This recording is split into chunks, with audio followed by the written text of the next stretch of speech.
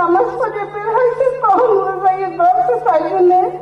2012 সালে ঈদের 3 দিন পরে ধরছে, ধরিয়ে নিচ্ছে।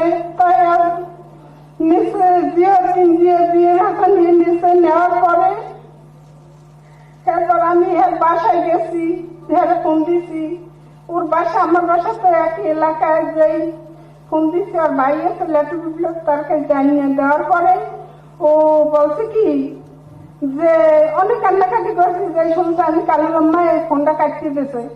দেওয়ার পরে ওর বাইক শেষে লাস্টে আমি অনেক কান্নাকাটি করছি। বলছি কি যে কালুরে মারে নাই, ইন্ডিয়া এনেছে। ছোট ছেলের তো তার 4 মাস আগে নিয়েছে।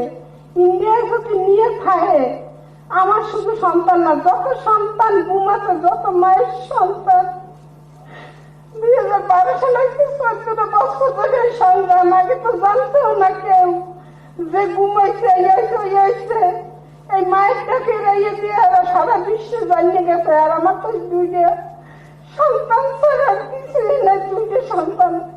ওরা আব্বা মারা গেছে আজকে 30 বছর, ছোট ছেলে 2 বছর আজকে।